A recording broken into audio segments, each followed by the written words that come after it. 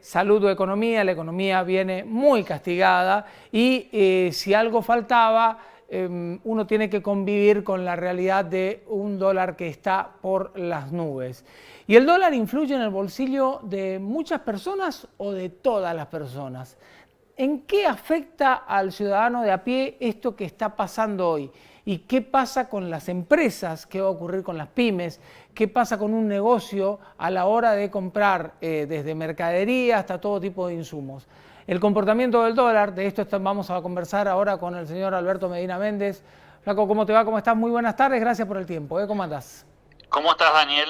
Gracias por la oportunidad, como siempre. Y efectivamente, la verdad que estamos viviendo un año difícil y sobre llovido mojado, porque obviamente la situación del dólar no ayuda ni trae buenas noticias, ¿no? Aquí hay una mezcla importante de impactos y de efectos en la economía argentina que depende de dónde está parado cada uno.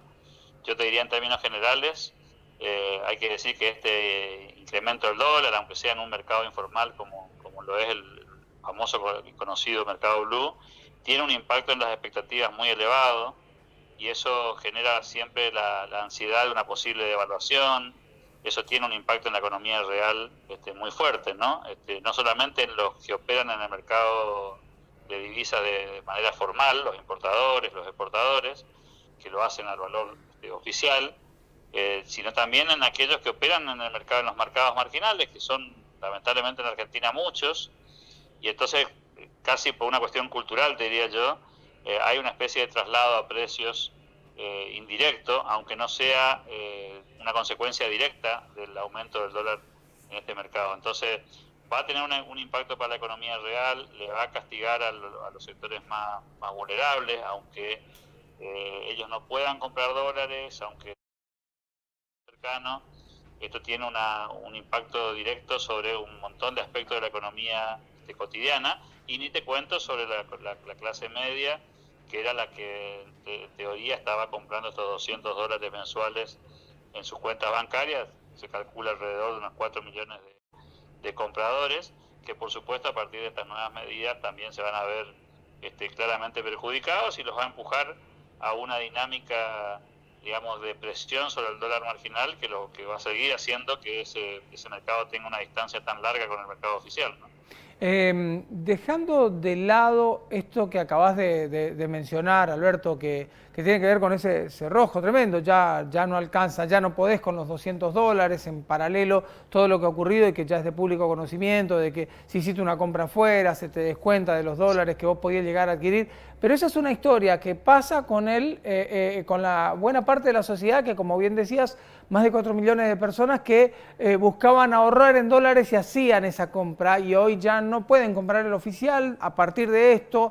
Entonces se impulsa a que el mercado vaya hacia otro sector y el dólar se dispare. Ahora, pero dejando de lado a ese grupo de la sociedad, los sectores empresariales, el sector industrial, las pymes se van a ver cada vez más afectadas con esto que está ocurriendo, ¿no?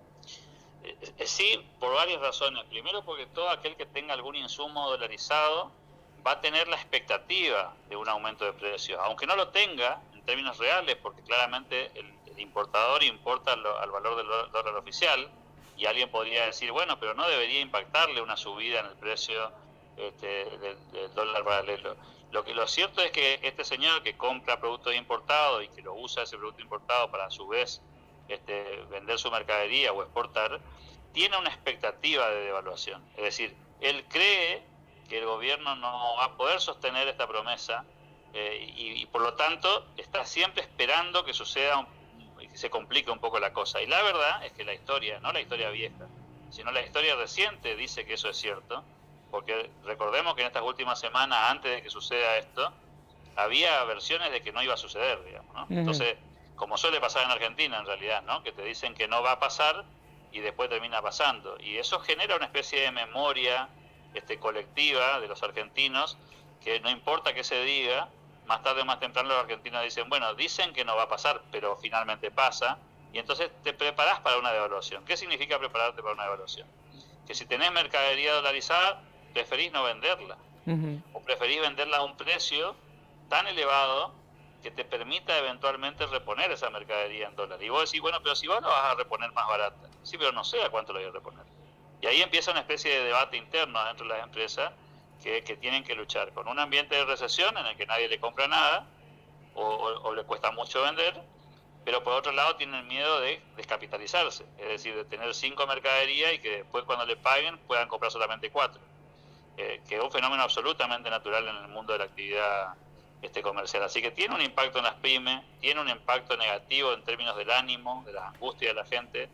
Vos pensás que el dólar no es en la Argentina, como mucha gente piensa, una moneda extravagante, sino que es una moneda que representa el ahorro, ni siquiera representa ni los viajes, no representa ni lo frugal, ni lo secundario, ni lo lujoso, representa el valor de la reposición de las monedas, digamos, de que vos puedas mantener el poder adquisitivo de lo que generaste con el fruto de tu esfuerzo. Entonces, psicológicamente golpea muy fuerte esto, más allá de los impactos reales, directos, y entonces genera un impacto real. Por eso es que es tan angustiante la situación, y ni te cuento aquellos que entienden un poco más de economía, que están mirando que las reservas del Banco Central están muy lastimadas, y a diferencia de otras épocas, no tenemos la posibilidad de endeudarnos, nadie nos va a prestar dinero, por lo tanto no tenemos otra fuente de ingreso de dólares que no sean las exportaciones, Daniel. O sea, la única forma en la que la Argentina se hace de dólares hoy es vía los dólares que surgen de la exportación. Tampoco podemos soñar con inversiones extranjeras en una época en la que, como hablamos días atrás contigo, las empresas se van, ¿no es cierto? Entonces, si las empresas no se quedan, si las empresas se van, si no vienen inversiones nuevas, el único dólar que vos vas a manejar en la Argentina es el que surja del mercado exportador argentino, que es muy potente, pero que nunca tuvo una balanza comercial extremadamente positiva. Siempre tuvo una balanza o positiva, o empató, o en alguna época perdió, pero con valores muy pequeñitos, ¿no? Entonces es difícil que Argentina recupere sus niveles de reserva con este tipo de políticas. En 3 palabras, Alberto, y ante este escenario, ¿qué entendés vos que se puede hacer, qué se debe hacer y qué va a ocurrir? El argentino promedio va a buscar el argentino promedio va a buscar un refugio en moneda, en dólar, por afuera del mercado oficial, va a buscar protegerse con algún tipo de ahorro en bienes durables, se comprará algo que le quede en su patrimonio, o eventualmente en una vivienda, y se protegerá de esa manera. El problema más grave para mí es que en el mediano plazo el gobierno pierde credibilidad para llevar adelante un plan económico, y esas son las repercusiones negativas que va a tener la economía real, Daniel, porque si vos no crees en las reglas de juego, tendés a no invertir. Y cuando vos no invertís, no generás ni empleo, no generás movimiento comercial, y se convierte esto en un círculo, lamentablemente, en un círculo vicioso negativo, del que honestamente hoy no visualizo cómo el gobierno va a hacer para salir de esta trampa, ¿no? Alberto, muchísimas gracias como siempre. Un abrazo gigante.